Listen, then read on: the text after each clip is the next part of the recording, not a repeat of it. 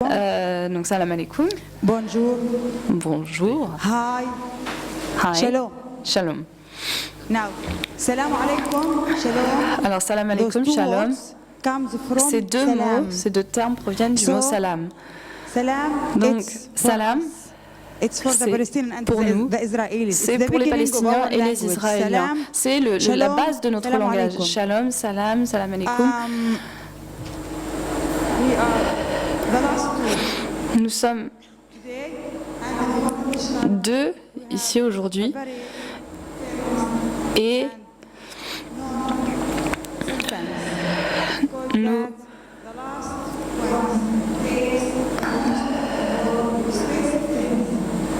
thank you so much. merci de nous recevoir aujourd'hui. Je pense que Myriam et moi-même sont exceptionnels et ça, on s'en rend compte parce qu'on est toutes les deux ici aujourd'hui, l'une à côté de l'autre. Micro, s'il vous plaît.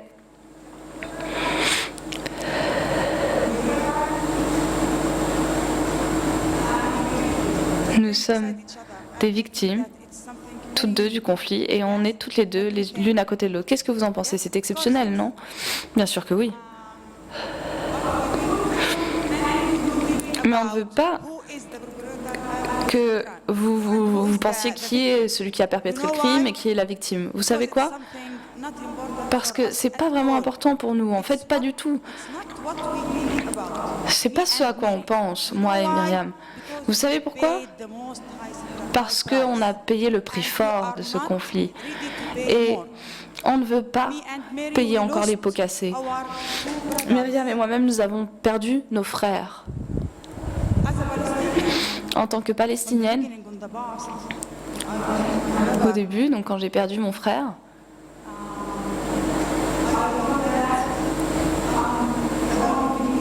je me suis dit que j'étais la seule victime au monde.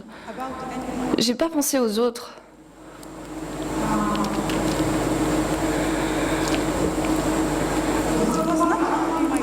Parce que c'était pas seulement mon frère.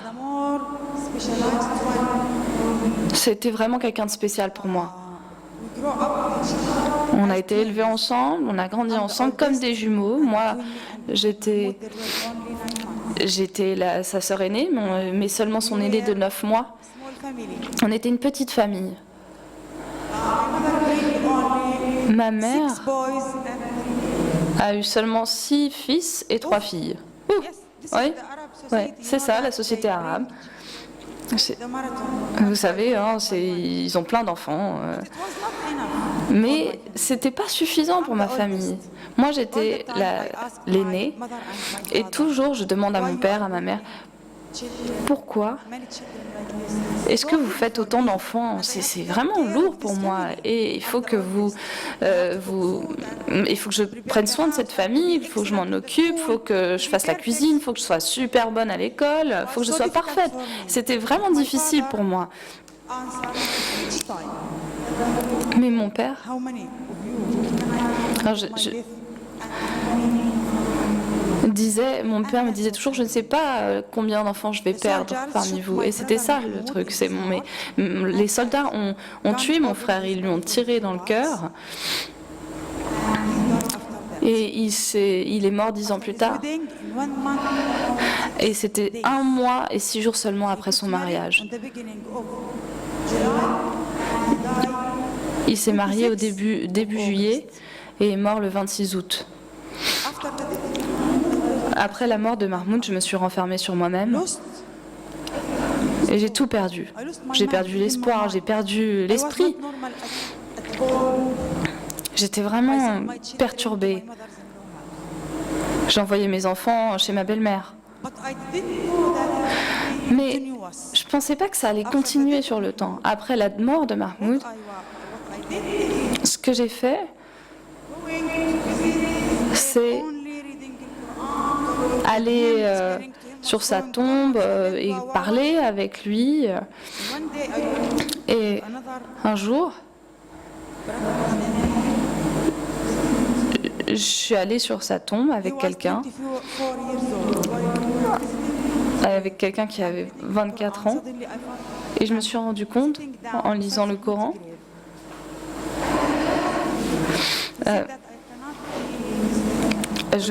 j'ai lu le Coran et je ne comprenais pas la signification de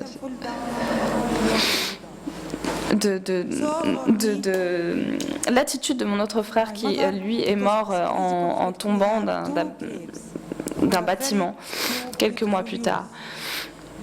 Ma mère a perdu donc 2 enfants.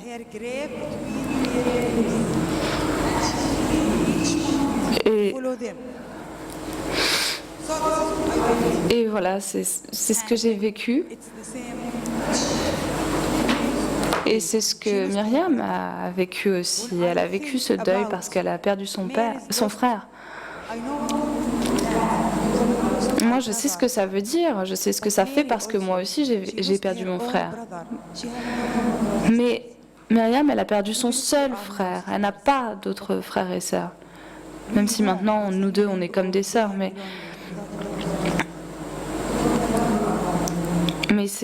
du coup, c'est ça notre combat aujourd'hui. Moi, je suis mère de 6 enfants. 2 d'entre eux sont des garçons et ils ont 4 filles. Alors moi, je ne veux pas en perdre un de mes enfants à cause de ça.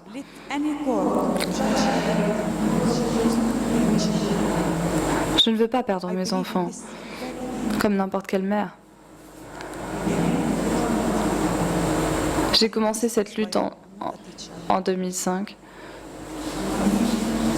Moi, je ne suis pas une professeure, je dirige une école avec 300 étudiants et je mets tout mon cœur à l'ouvrage parce que je ne veux que personne perde un être cher comme moi. Je n'oublierai jamais cette femme noire des États-Unis que j'ai rencontrée à Jérusalem lors d'une rencontre avec le groupe. Et je n'oublierai jamais. Elle pleurait sans cesse alors que je prononçais mon discours. Et à la fin, elle s'est dirigée vers moi, elle m'a embrassée, elle a continué à pleurer, elle a dit « ils l'ont tué parce qu'il était noir ». Elle parlait de son fils qui avait 17 ans. Ils l'ont tué à cause de sa couleur de peau. Il n'y a aucune excuse au monde qui puisse justifier le meurtre de quelqu'un.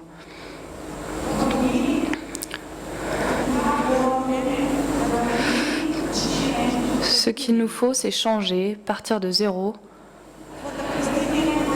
Pour les Palestiniens, les Israéliens, pour moi, pour elle.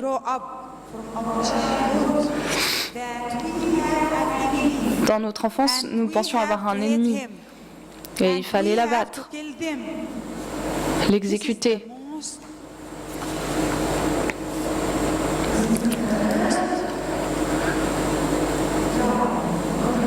C'est le pire crime au monde, ce qu'ils nous ont fait subir. On ne cautionne pas ça. Si je cautionne ça, ça veut dire que je suis prête à perdre un de mes enfants et je ne suis pas prête, vraiment, je ne suis pas prête du tout à ça, du tout. Il n'y a rien de plus précieux pour moi que mes enfants. S'il y a une autre solution, pourquoi devrait-on perdre nos êtres chers? Pourquoi? Il y a d'autres solutions que l'on peut employer. On n'a pas besoin d'utiliser des armes ou la menace. Il faut ouvrir nos esprits, être compréhensif, croire et respecter les droits des autres. Et c'est ce sur quoi on travaille dans notre société, dans notre organisation, notre association. C'est ce qu'on essaie de faire dans nos 2 sociétés et communautés. Parce qu'il y a beaucoup de haine au sein de ces 2 sociétés. Mais moi, je ne suis pas prête à gérer ça toute seule. Je ne suis qu'un être humain. Il faut qu'on croie en notre humanité.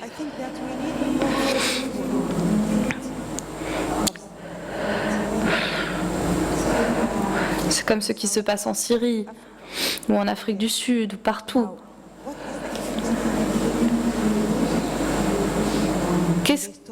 Qu'est-ce que ça apporte de tuer quelqu'un, d'ôter la vie de quelqu'un?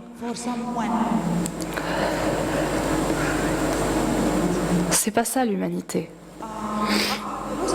Après la perte de mes 2 frères, je n'avais vraiment plus d'espoir. Et un jour, une amie est venue me voir et m'a dit, elle m'a demandé d'aller voir des gens, de sortir de chez moi. Et je lui ai dit, mais comment? Et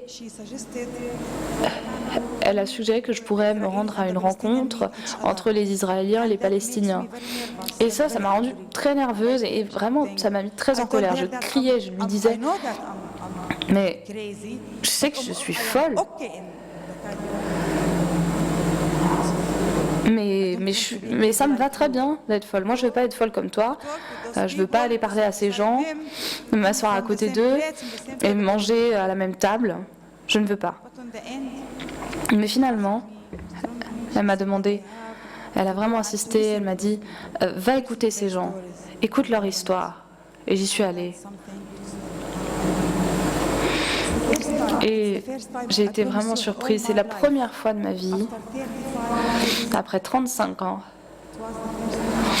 c'était la première... C'est la première fois que j'étais en contact avec eux et leur humanité et que je m'en rendais compte. Je me suis rendu compte que les soldats détruisaient tout. Et après, j'ai été vraiment très active dans cette organisation. Et je suis vraiment très heureuse d'être active dans cette association. Ça me redonne de l'espoir, ça m'aide à avancer et à soutenir mes enfants et à dire à mes enfants de faire attention pour que je ne les perde pas.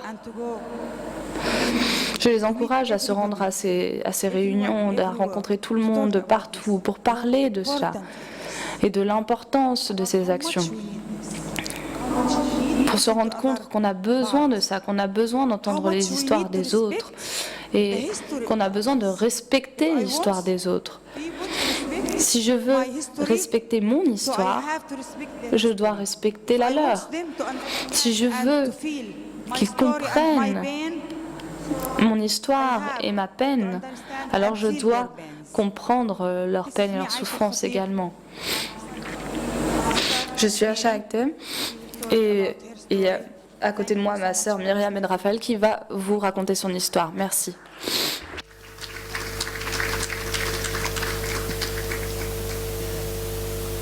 Thank you for inviting us.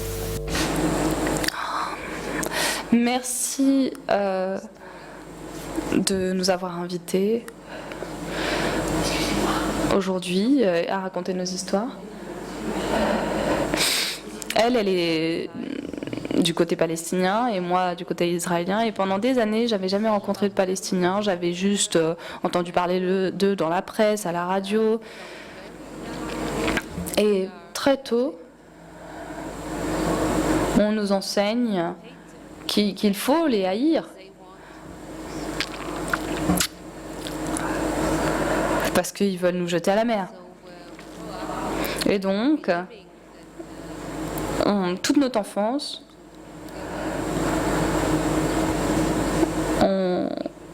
on se dit qu'il n'y a pas de solution pacifiste et on apprend à haïr nos voisins. Comme Aïcha vous l'a dit, nous aimions nos frères, toutes les deux. Toutes les deux, on a une histoire. Elle vous a raconté la sienne. La mienne est différente. Et je peux vous dire que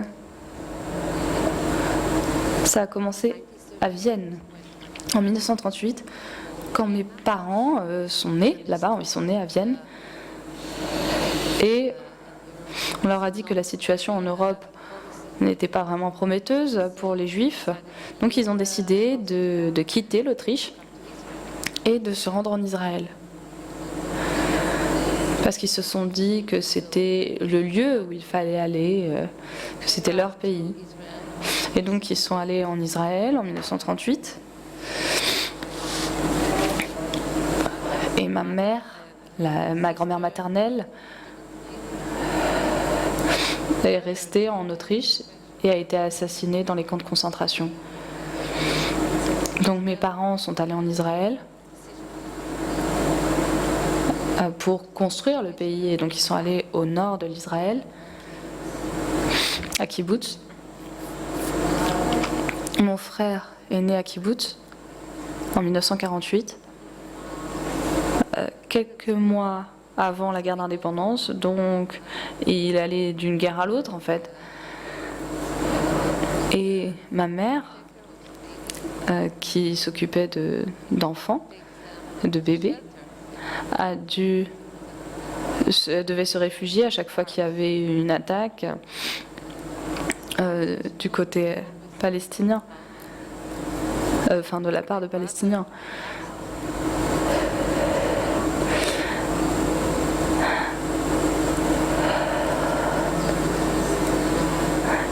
Elle a dû risquer la vie de son seul fils.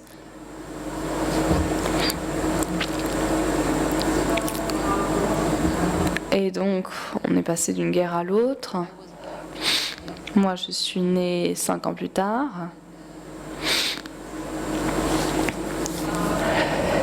Mon père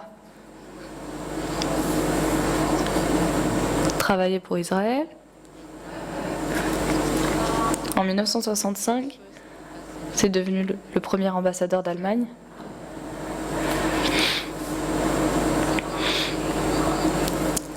Donc c'est quelqu'un qui est parti d'Europe et qui finalement représente un pays européen. Et pour ma mère, c'était vraiment difficile d'être la femme de l'ambassadeur d'Israël en Allemagne. Mais ils se sont dit que c'était vraiment très important de le faire, tous les deux. Et donc, mon frère est parti en Allemagne et c'était pas facile pour moi d'être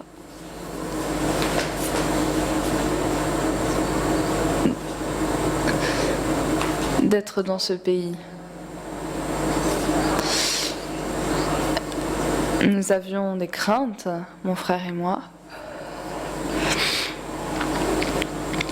Au début, on n'avait pas vraiment de contact. Mais on est devenus très proches. Mes parents, eux, étaient à l'étranger. Mon père a été ensuite l'ambassadeur de Vienne, à Paris. Nous étions très proches, mon frère et moi. Il était officier. Il s'est marié. Il est allé à l'université. Moi, je suis allée à l'armée. Vous savez, aussi bien les filles que les garçons allaient à l'armée. Je vénérais mon frère. C'était quelqu'un de très intelligent, très cultivé. Il adorait la culture française, le français aussi, la langue, la musique française. Et donc, on s'est beaucoup vus. On a beaucoup discuté de ce qui se passait en Israël. Il s'est toujours dit qu'il fallait trouver un moyen de changer, de parvenir à la paix sur notre terre. Et puis, le 5 octobre 1973, donc c'était un jour parfaitement normal en Israël, plutôt calme. Mais tout d'un coup, on a entendu des voitures arriver. Moi, j'étais seule dans mon appartement. Mon frère était à Jérusalem.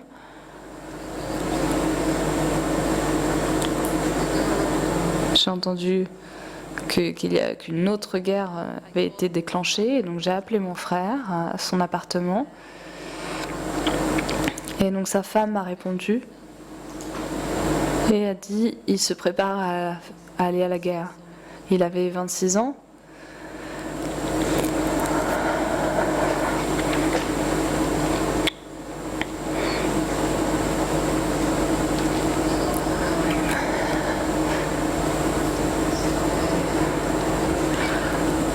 Donc je lui ai dit de lui passer le bonjour pour moi.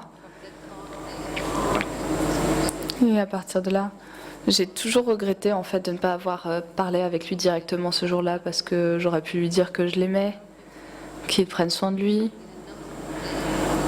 Et je ne savais pas que le jour d'après, il serait tué.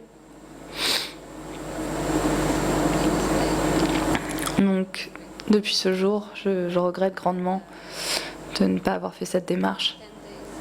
Et 10 jours après son meurtre, mon père était là. Il avait reçu la triste nouvelle. Et me suis rendue à l'aéroport pour accueillir mes parents. Et au moment où j'ai vu ma mère, je l'ai prise dans mes bras. Et nos vies ont changé pour toujours.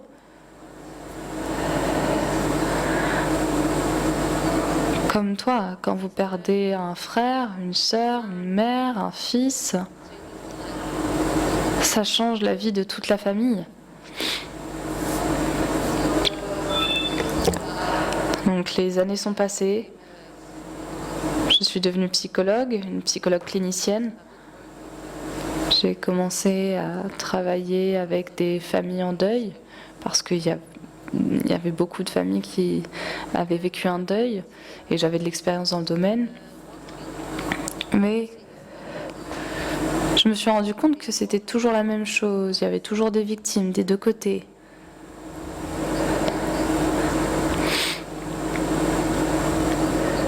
C'était sans fin, vraiment dans les deux camps. Et en 2014, il y a eu la guerre à Gaza. Et à ce moment-là, je me suis dit, faut que j'agisse, faut que je sois active. Et donc j'ai entendu parler de ce forum.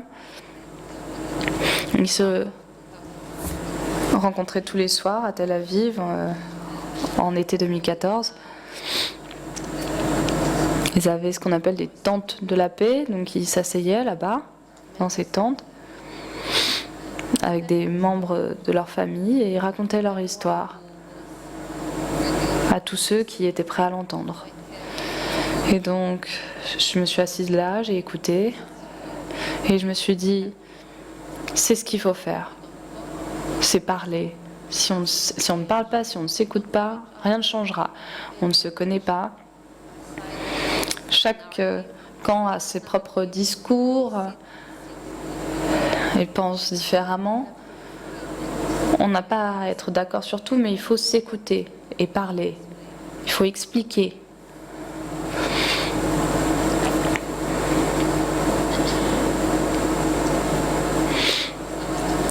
Donc j'ai décidé de rejoindre le forum israélo-palestinien. Et depuis lors, je suis vraiment très active dans ce forum et surtout dans le groupe de femmes. Parce que je pense qu'en tant que femmes, nous avons un peu un don pour l'écoute. Parce qu'on nous prépare à ça depuis l'enfance, pour les enfants, pour le mari, en tant que mère. On peut faire toutes sortes de choses ensemble. Et c'est ce qu'on fait. Je peux vous parler un peu du forum. Ça a débuté en 1995.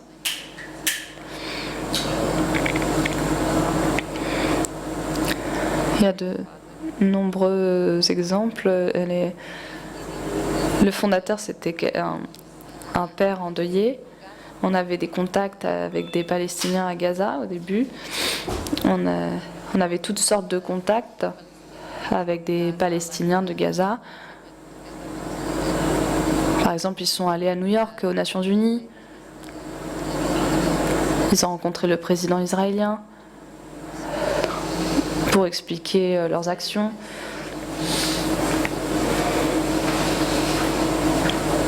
Mais en Israël, on a tout le temps de nouveaux conflits qui surgissent. L'intifada. Et on n'a plus de contact avec Gaza, avec les Palestiniens là-bas. Mais avec des Palestiniens de la Cisjordanie et de Jérusalem, par contre, nous avons effectivement des contacts, encore aujourd'hui. Nous sommes environ 600 de chaque côté, de chaque camp. On se voit beaucoup. Et notre idée principale, c'est de se réconcilier, de parvenir à cette réconciliation. Et ça devrait être la base pour un processus de paix qui pourrait être enclenché à l'avenir. Sans cette réconciliation, sans cette connaissance de l'autre et sans une compréhension mutuelle de l'histoire de l'autre, du conflit, nous pensons que grâce à cela, les familles qui partagent des souffrances communes peuvent parvenir à cette réconciliation. Nous avons la même couleur de larmes. On peut s'écouter et parler. Et les autres peuvent le faire aussi. Et c'est ce qu'on essaie de faire. On se rend dans les écoles. On va voir des femmes, des hommes, et on parle avec eux. On leur raconte nos histoires. Et on leur dit qu'on pense que c'est possible. On leur parle de l'Afrique du Sud, de ce qui est... Ça a été possible là-bas.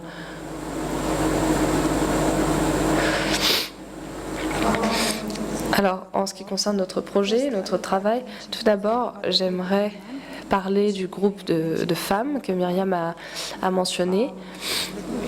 Alors, le groupe de femmes a commencé en 2005, a été lancé en 2005. C'est un groupe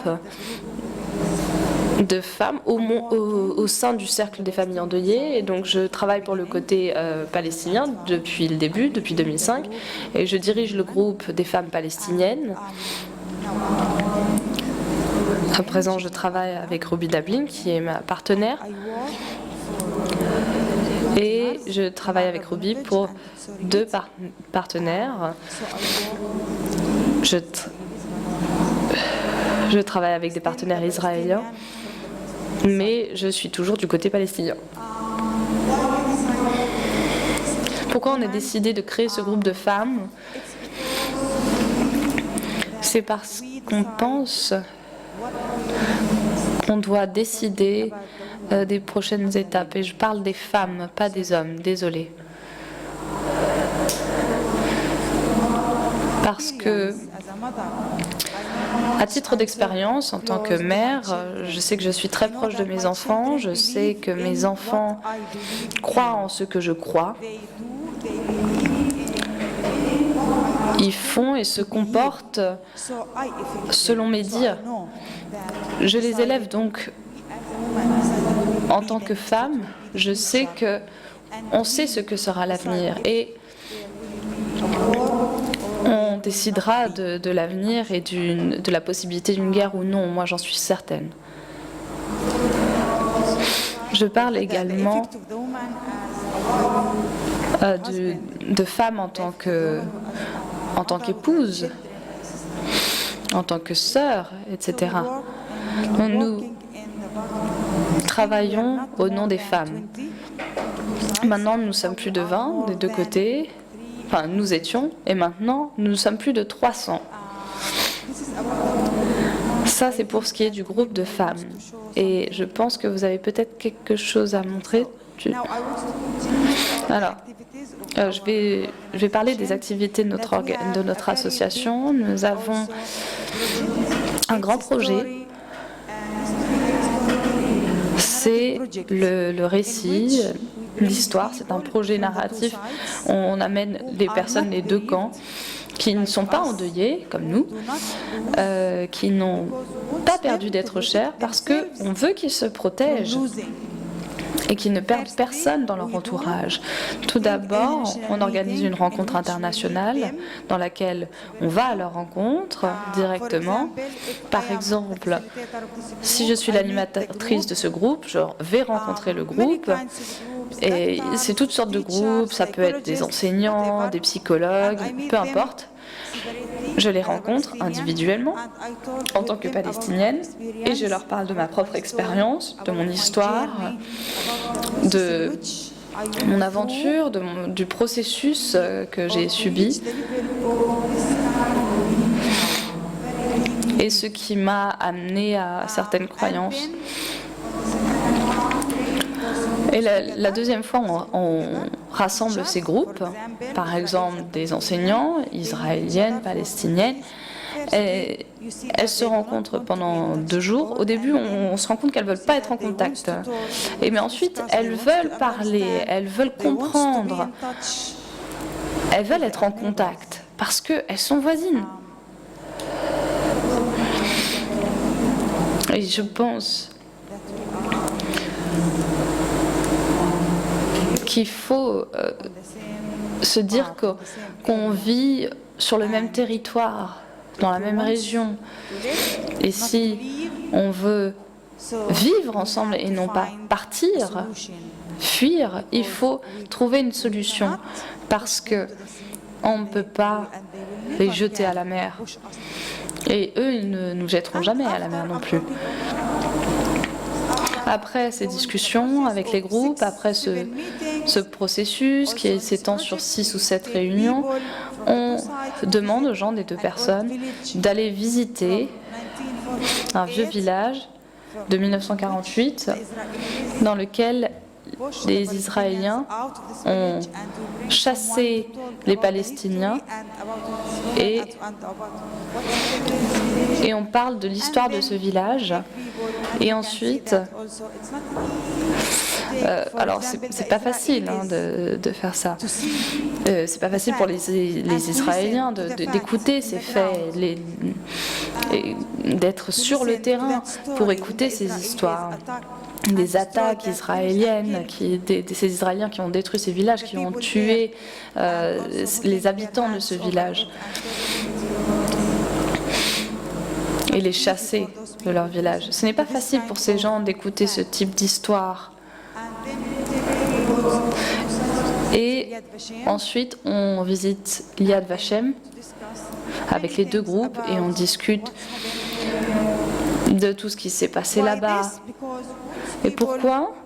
Eh bien, parce qu'on veut que les gens on ne veut pas que les gens se renferment dans un groupe en pensant que ce sont les seules victimes. Non, personne n'est victime. Non, c'est moi la seule victime. Non.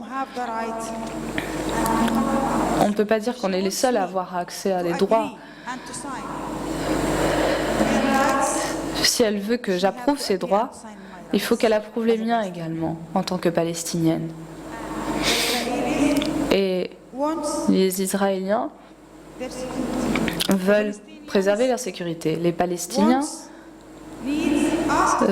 ont besoin et exigent la liberté. Les Palestiniens n'auront jamais accès à leur liberté tant que les Israéliens n'auront jamais de sécurité et vice-versa. Et c'est ce en quoi il faut croire. Après cette réunion, discuter entre vous, parce qu'avec ces groupes, on se rend compte que les gens ensuite passent du temps ensemble, dînent ensemble, ils font des voyages ensemble. Et alors, on peut s'exprimer d'une seule voix et dire « stop à l'occupation ». Ce n'est pas mon ennemi en tant que Palestinienne. L'occupation est également leur ennemi. Elle a perdu son frère à cause de l'occupation. Les Israéliens perdent leurs enfants à cause de l'occupation. Ce n'est pas la solution. La solution, c'est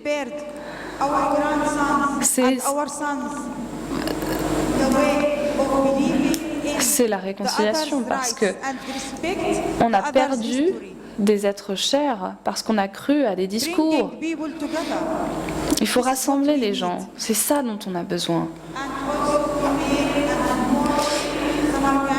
Et on a également organisé des camps d'été, enfin des séjours l'été avec des enfants. Et mes fils se sont rendus, mes filles aussi, et ils y vont régulièrement, tous les ans en fait.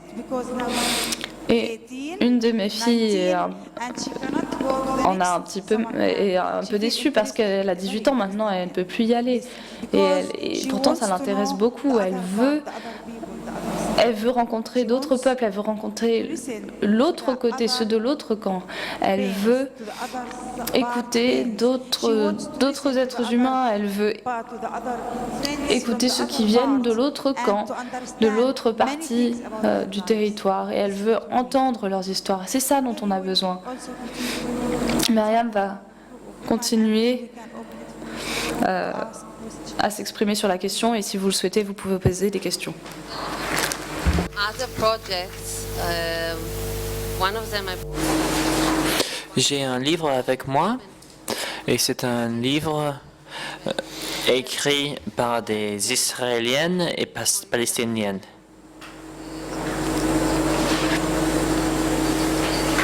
C'est un livre qu'elles ont publié ensemble, qu'elles ont rédigé ensemble.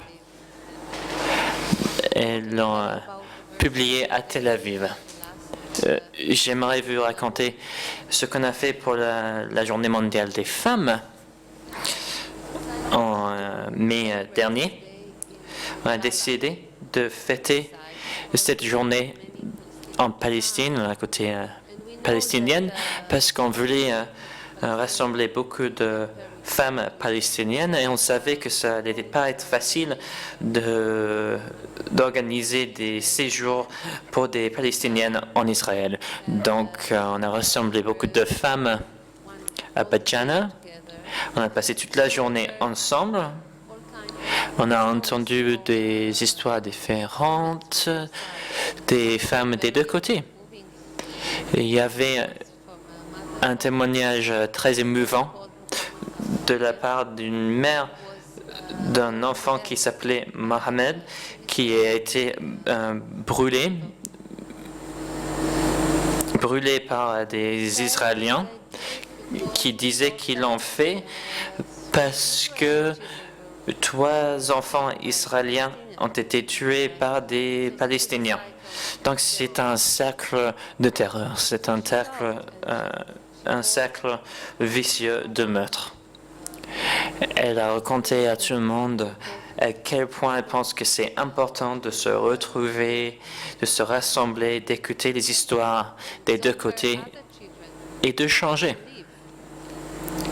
De changer pour que ces enfants puissent vivre dans un contexte de sécurité et que à chaque fois qu'ils sortent, ils ne soient pas obligés de lancer des cailloux sur les soldats israéliens et qui risquent d'être tués par ces soldats. Donc, on a écouté les histoires, on a mangé ensemble et on a créé un mur symbolique à la fin de la journée. On a créé ce mur ensemble et ensemble, les femmes israéliennes et palestiniennes ont cassé ce mur. On l'a cassé ensemble et on a dansé sur ce mur. Et après, on a organisé une marche en silence, une marche jusqu'à un prochain point stratégique. Et on a une vidéo de la journée. On aimerait bien aussi projeter la vidéo si possible.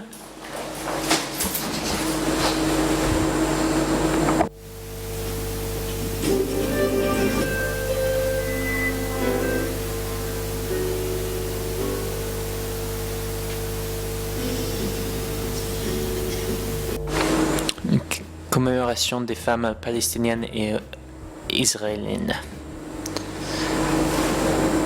La paix,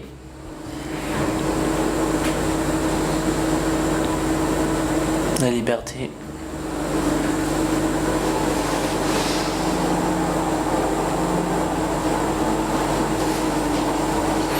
casser le mur, c'est un moment symbolique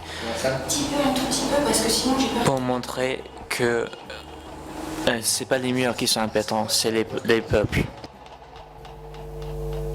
Les femmes ont fait une marche depuis Beit Shahab.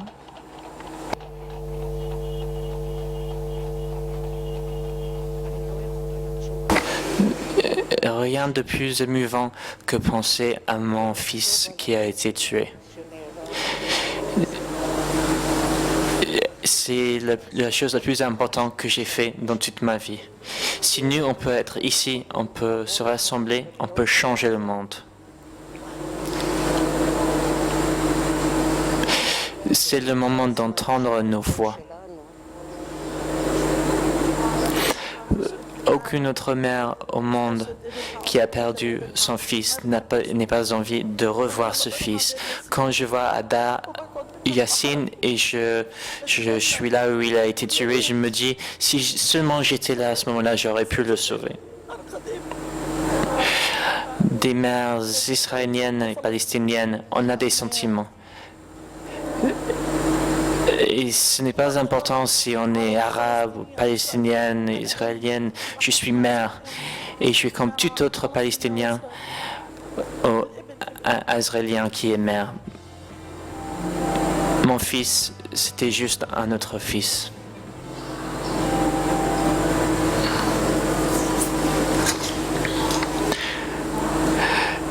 Les femmes représentent la moitié de la population. On est des mères, des sœurs. Et moi, je pense que les femmes peuvent protéger leur maison et leurs enfants. Le rôle des femmes dans des conflits, c'est, comme j'ai déjà dit, de protéger ces enfants, les empêcher d'aller aux manifestations et de les éduquer sur les principes de l'amour et du bonheur.